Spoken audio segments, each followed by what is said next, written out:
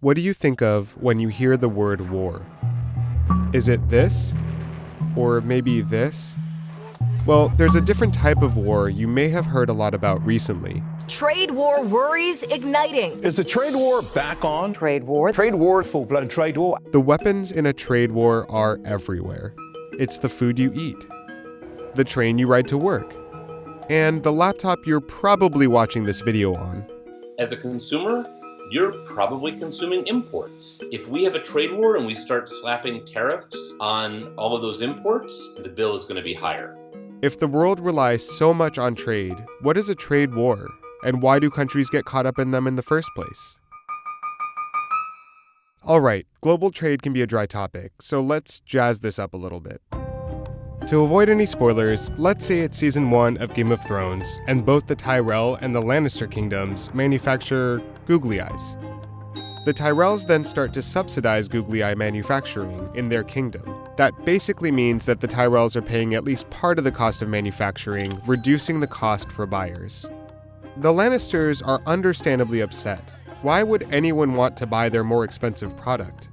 They could try and negotiate with the Tyrells, or they could choose to impose tariffs, taxes on imports that raise the cost of those goods, which in this case would punish the Tyrells. With the tariffs in place, if the Tyrells tried to export goods to the Lannisters, they'd have to pay an extra tax. The Tyrells could then impose tariffs of their own. Now, if this disagreement goes back and forth and escalates with even more tariffs, that would be considered a trade war. But trade wars aren't fiction, and there's more than one way they can start. One possibility is you want to keep out a country's imports so that your domestic competitors have an edge. A second possibility is if there's a country that's doing something that you don't want them to, you can use a tariff as a way of inflicting a degree of pain, of economic pain on that country. And you say, until you change your evil ways, I'm going to make it hurt. Okay, so who wins a trade war? One way to think about who wins a trade war is looking at which country has more targets to choose from. The more goods you ship to another country, the more vulnerable your goods are to punishing tariffs. So some economists would say that the country which ships fewer goods to the other has an advantage and can outlast the other in a big clash.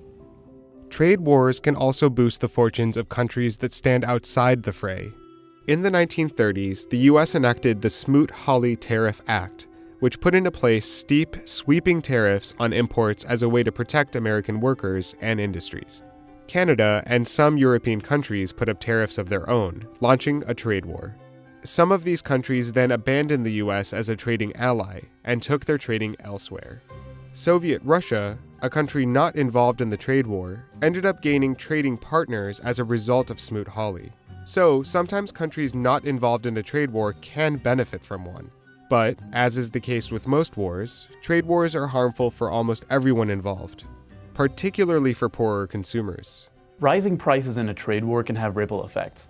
When people have to spend more money on basics like clothing, it means they have less money to spend on other goods and services, and that can dampen the pace of the economy. Traditionally, when you've looked at trade protection, we often put higher protection on goods that are consumed by poor people. There are economists who have documented that systematically you tend to find higher tariffs on things like low-end clothing, shoes, sugar, which play a disproportionate role in the spending of people who are less well off. In April, President Trump unveiled a list of over 1,000 Chinese exports, things like aircraft parts, TVs, and medical devices, that he planned to place tariffs on as a way to punish Beijing for restricting US investment in China and for stealing American intellectual property. The very next day, China struck back, unveiling its own list of US exports that it planned to place tariffs on.